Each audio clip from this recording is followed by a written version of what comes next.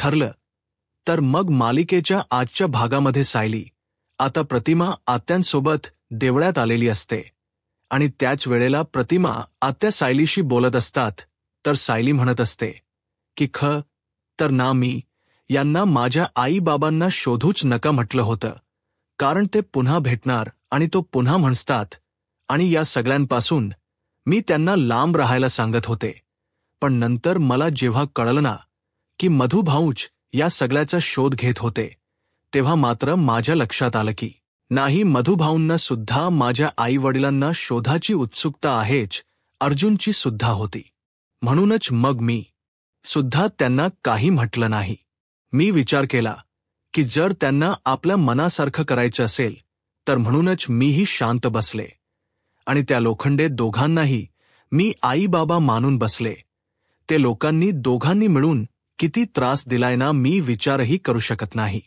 दुसरीकडे मात्र आता पूजेचं अर्ध सामान गाडीतच विसरलेली असते. ही साक्षी म्हणूनच आता जेव्हा गुरुजी म्हणतात की पूजेचं सामान द्या तेव्हा ती सांगते की अहो मी तर ते गाडीतच विसरले. त्याच वेळेला अण्णा म्हणतात की काय तू पण जाबर पटकन घेऊन ये, आणि अण्णांना तिला ते सामान आणण्यासाठी पाठवून देतात. त्याच वेळेला ते त्याच मंदिरात इकडे मात्र प्रतिभा आणि त्याचसोबत सायली असतात आणि ते लाईनीत उभे असतात.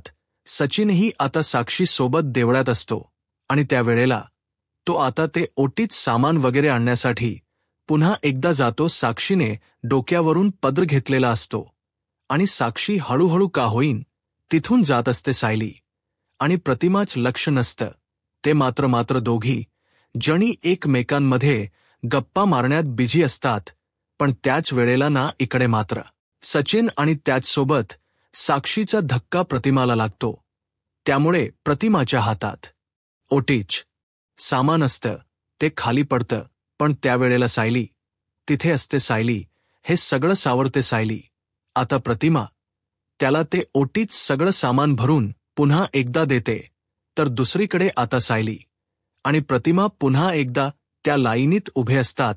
तर सचिन आणि साक्षी हे गाडीच्या ठिकाणी जातात, कारण त्यांना आता लवकरात लवकर गाडीतून ते ओटीत सामान आणायचं आहे म्हणूनच तर ते तिथे गेलेले असतात.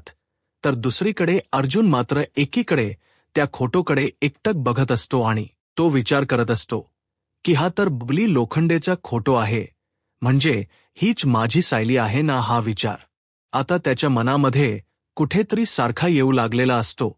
पण जर मला याची पडताळणी करायची असेल तर मला आधी काहीतरी करावं लागेल, आणि असा विचार करूनच तातडीने तो तिकडून बाहेर पडतो. दुसरीकडे मात्र आता सायली आणि प्रतिमा दोघीही जणी लाईनीत उभ्या असतात आणि त्याच वेळेला आता सायलीला फोन असतो. म्हणूनच सायली कॉल रिसीव्ह करण्यासाठी बाजूला जाते. प्रतिमा मात्र लाईनीतच उभी असते. प्रतिमा समोर पाहत असते. प्रतिमाला आता तो माणूस दिसतो. माणूस म्हणजेच महिप्त तिला दिसल्यामुळे आता मात्र तिला समजत नसतं की या माणसाला आपण पहिल्यांदा कुठेतरी का पाहिलेलं आहे. असं का वाटते, असाच विचार आता तिच्या डोक्यामध्ये येत असतो. महिप्त हा समोरच पूजा करत असतो, म्हणजेच ज्या काही राहिलेल्या विधी आहेत त्या सुद्धा पूर्ण करायच्या असतात आणि त्या विधी तो पूर्ण करत असतो. पण दुसरीकडे मात्र आता पाहायला मिळतं इकडे मात्र प्रतिमाला सारखा भास होऊ लागतो आणि ती विचार करते की हे सगळं मला का आठवते, या माणसाचा आणि माझा काय संबंध आहे. ती डोक्याला थोडा ताण देत असते आणि विचार करत असते, पण डोक्यातून कोणत्याही गोष्टी क्लिक होत नसतात. दुसरीकडे साहिलात एका बाईसोबत गप्पा मारत असते. खरं तर ती बाई बऱ्याच दिवसानंतर तिला भेटलेली असते आणि त्या गप्पांमध्ये सायली रमून गेलेली असते. त्यानंतर सायली म्हणते की बघा ना, तुमच्याशी बोलण्यात कधी इतका वेळ निघून गेला ना, खरंच काही कळलं नाही. चला मीही निघते, कारण प्रतिमा त्यांना तिथे एकट्या आहेत. तर प्रतिमा आता म्हणत असते की नाही, या माणसाला मी कुठेतरी पाहिलेलं आहे, आणि असा विचार करूनच ती हळूहळू जवळ जाते. म्हणजे तिच्या लक्षात येतं की आपण हिला कुठेतरी पाहिलेलं आहे, पण कुठे हे तिला कळत नसतं, आणि म्हणूनच आता ती पुढे जाते. दुसरीकडे मात्र आता अर्जुन जो आहे तो डायना भेटायला आलेला असतो आणि मधुभाऊंना जेव्हा तो भेटायला येतो तेव्हा मात्र आता तो म्हणत असतो की काही झालं ना तरी सुद्धा मला आज सगळ्याच गोष्टीचा निकाल लावायचा आहे. प्लीज मधुभाऊ, माझ्या डोक्यातले जे काही प्रश्न आहेत ते सगळे काही तुम्ही सोडवू शकता. प्लीज मला माझ्या प्रश्नांची उत्तर द्या. त्याच वेळेला आता हा फोटो बघा, हा फोटो सायलीचाच आहे ना. त्यावर मधुभाऊ काहीच रिएक्ट होत नसतात, म्हणजे मधुभाऊ डोळ्यांचे इशारेही करत नसतात. त्यामुळे आता अर्जुन विचार करतो की नक्की काय आहे, म्हणजे माझंच कुठेतरी चुकते का. मी मधुभाऊंना हे फोटो दाखवतोय. मग मधुभाऊंना आता तो म्हणत असतो की मला सांगा की ही सायली नाहीये का. त्यावर मधुभाऊ डोळ्याने इशारा करून हो असं म्हणतात, म्हणजे त्यांना सांगायचं असतं की ही सायली नाही आहे. तच अर्जुनच्या फोनवर चैतन्याचा फोन येतो आणि तो सांगतो की DNA रिपोर्ट हाती लागलेले आहेत. अर्जुन म्हणतो गुड, मग आता तुझ्या ऑफिसमध्ये येऊ का, कुठे येऊ का, घरी येऊ. तर चैतन्याला तो सांगतो की नाही, मी ना मधुभाऊंच्या इथे आहे, म्हणजे मधुभाऊंना जिथे ॲडमिट केलेलं आहे ना तिथेच मी आहे. एक काम कर, तू तिथेच ये. मग मधुभाऊन जिथे ॲडमिट केलेलं आहे त्या हॉस्पिटलच्या बाहेर चैतन्य आलेला असतो. अर्जुनही चैतन्याला भेटायला जातो.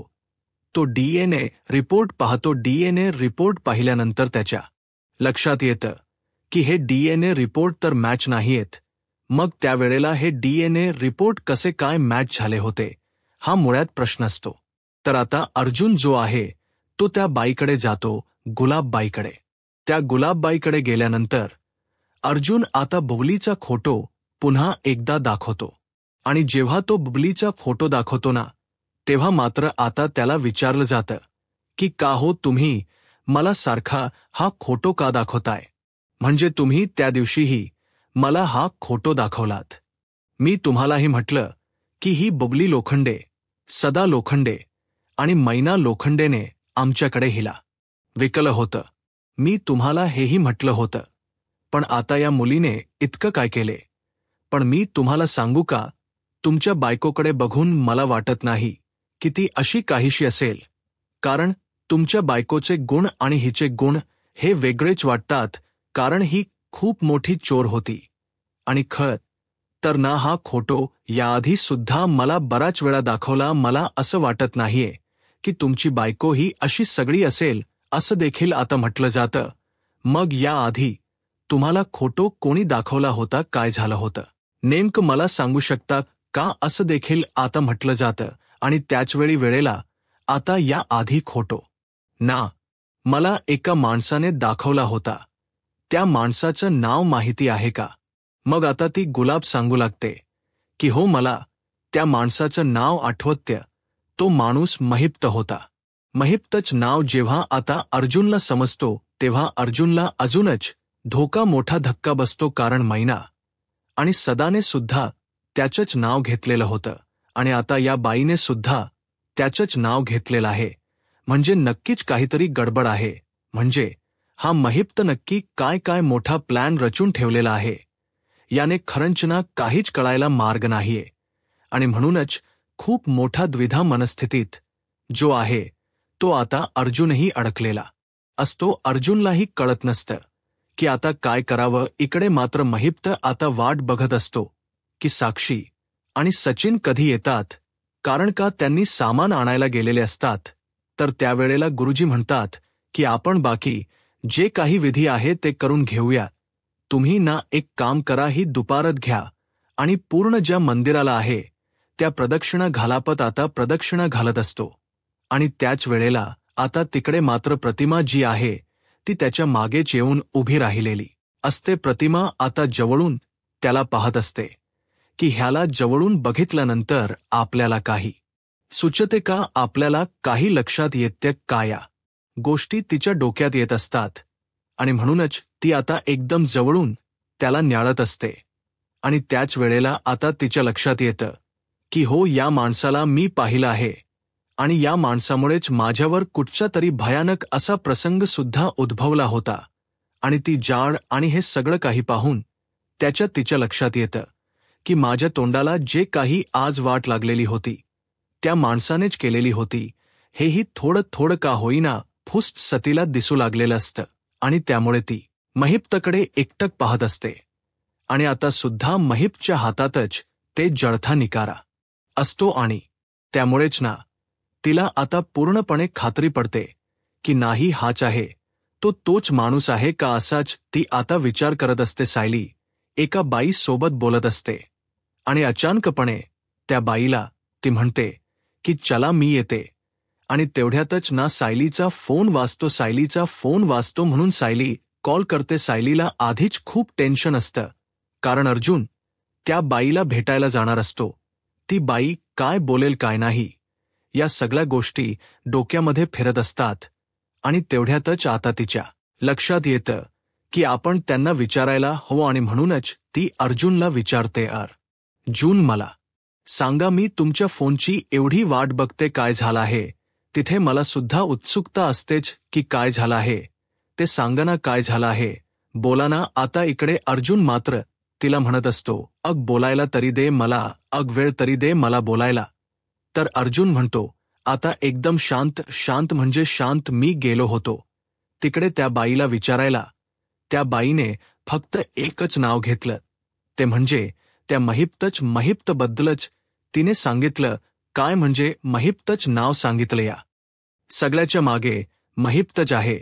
इकडे सुद्धा आता सायलीलाही कळलेलं असतं आणि त्यामुळे सायली सुद्धा मोठ्या शॉक मध्ये असते. ती आता विचार करत असते की नेमकं कसं काय घडत या सगळ्या गोष्टी म्हणजे तिलाही क्लिक होत नसतात ना एका पॉइंटला या गोष्टी आणि म्हणूनच तीही आता या सगळ्या गोष्टीचा विचार करत असते.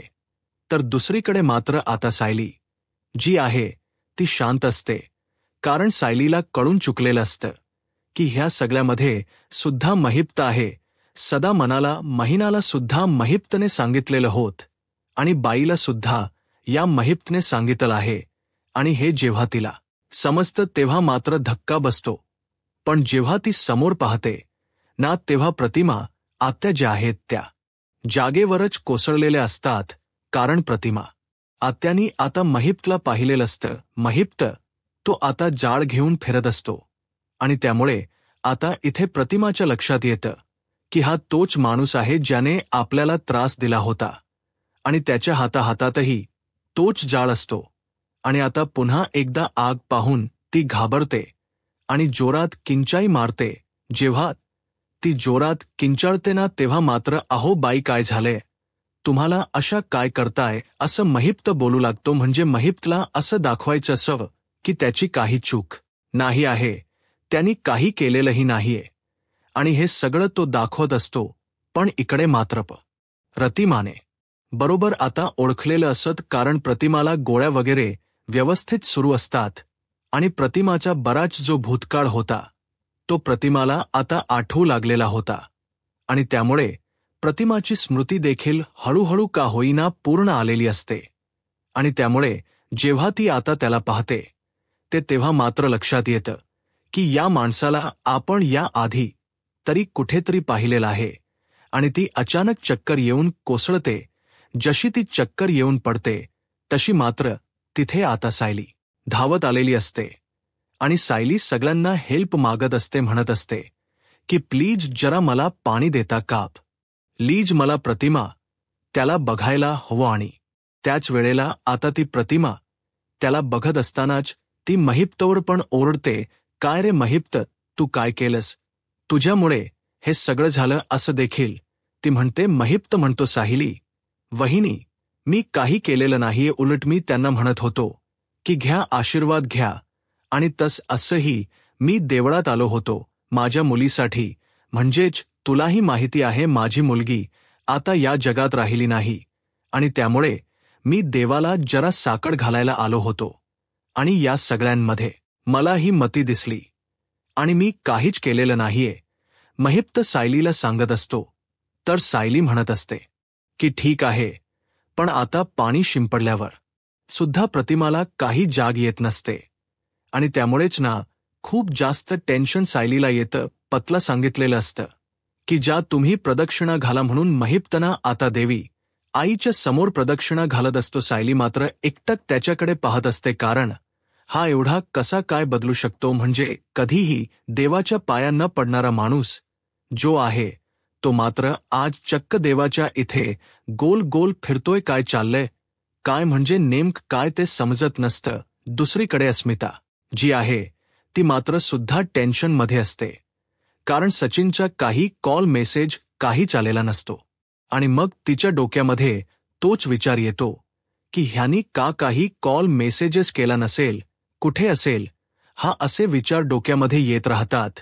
आणि म्हणूनच ना आता ती ठरवत असते की काही झालं तरी सुद्धा आता मला दिल्लीला जावं लागेल. आणि त्याचसाठी ना ती आता बुकिंग करायला सुरुवात करते. आणि त्याच वेळेला जेव्हा ती आता बुकिंग करत असते त्यावेळेला तिला आता अस्मिताला अडवायचं काम कल्पना करत असते. कल्पना म्हणत असते की नको हा बुकिंग करू प्लीज, मी तुला सांगते. पण अस्मिता म्हणते की जर मला भेटायला येणार नसेल मीच जाते. पण कल्पना तिला म्हणत असते की नको एकटीने जाऊ, कारण मला वाटते की आता बाबा येतीलच ना 3-4 दिवसात, त्यांचं काम झालं की मग बाबांना घेऊन जा. पण अस्मिता म्हणते की नाही आई, मी नाही ऐकणार आहे, मला जायचंच आहे. आणि असं बोलूनच ती तिकीट बुक करत असते. ती त्यावेळेला कल्पनाला विचारते की तू येणार आहेस का. कल्पना बोलते, अग इथे सगळं बंद करून कसं काही येणं पॉसिबल आहे, जरा तरी समजून घे. पण आता तिला ऐकूनच घ्यायचं नसतं.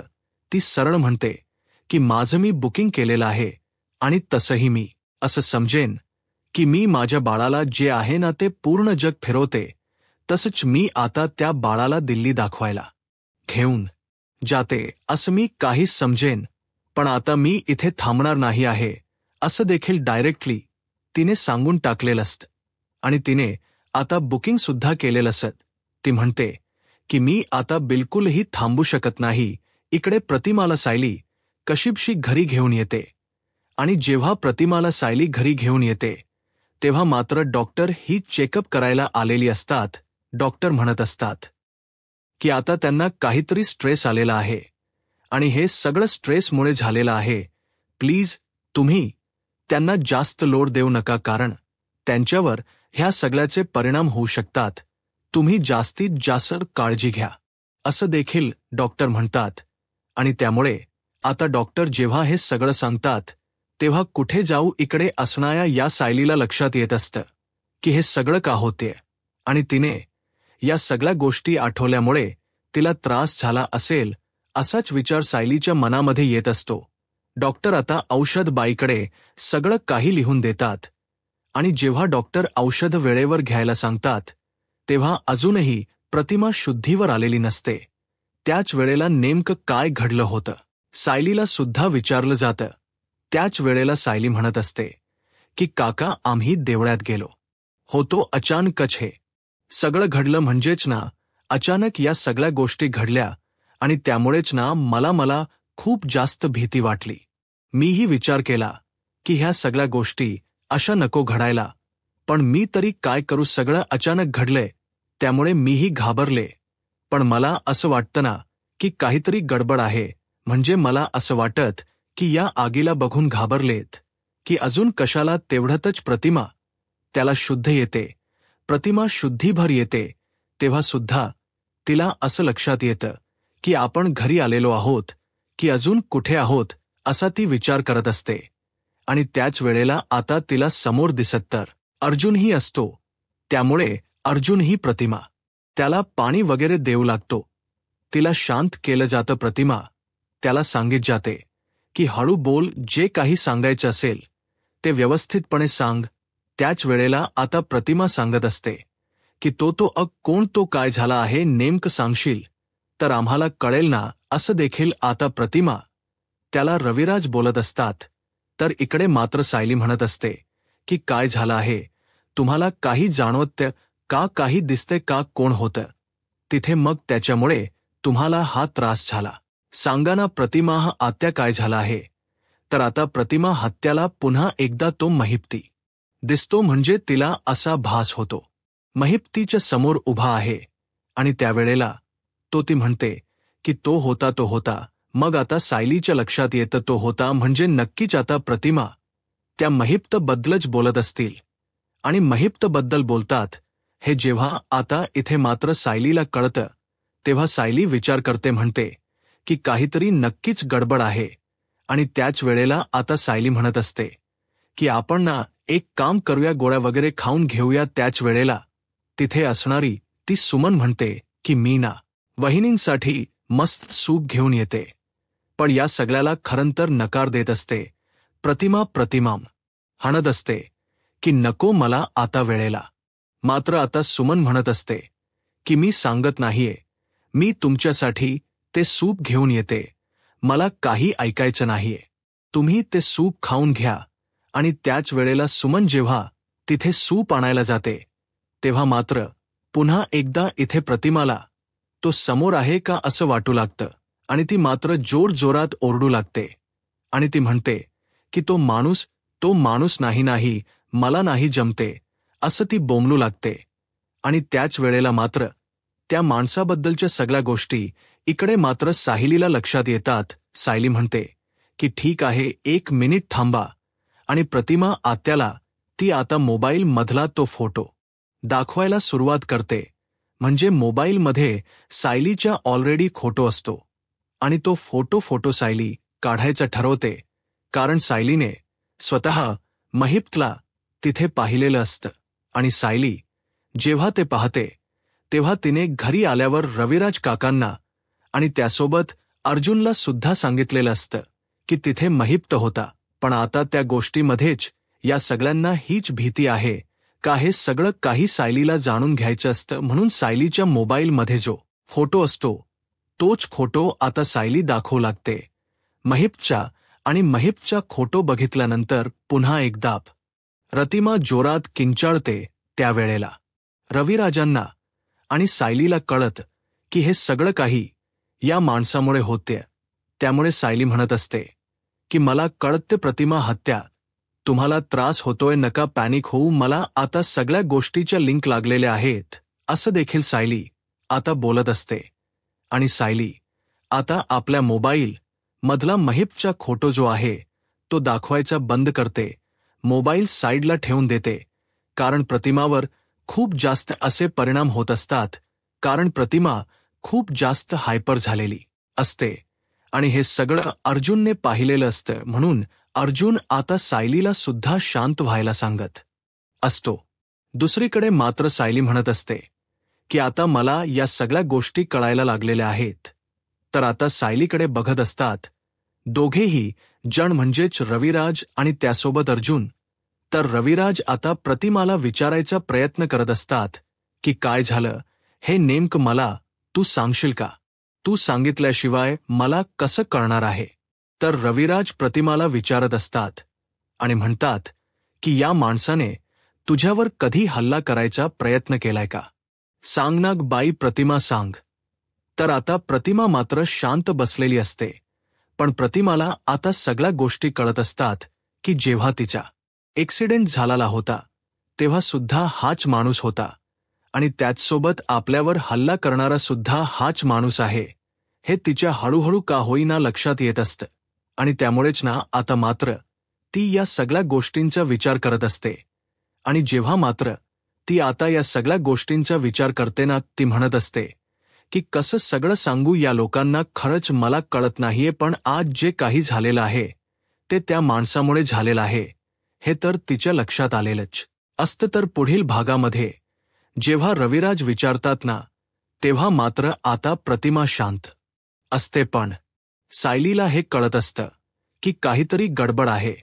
आणि म्हणूनच सायलीने विचारलेलं असताना इकडे मात्र प्रतिमा आता सांगू लागतात की हो, अपघाताच्या वेळेला तो होता तिथे. आणि हे जेव्हा आता कळतं प्रतिमाकडून रविराजांना तेव्हा रविराज म्हणतात की जर अपघाताच्या वेळेला जर तो तिथे होता तर तो आता माझ्यापासून वाचत नसतो, म्हणजे मी नाही ना त्याच्या नरडीचा घोट घेतला, तेव्हा बघ मी तेव्हाच कुठे जाऊन शांत बसेन, कारण आज आमची जी अवस्था आहे, माझं कुटुंब उद्ध्वस्त झाले, त्याला सर्वस्वी तो जबाबदार असेल तर त्याला मी सोडणार नाही, अशी देखील रविराजांनी आता शपथ घेतलेली असते. यूट्यूब चॅनलला सबस्क्राईब करा आणि व्हिडिओ लाईक करा. धन्यवाद.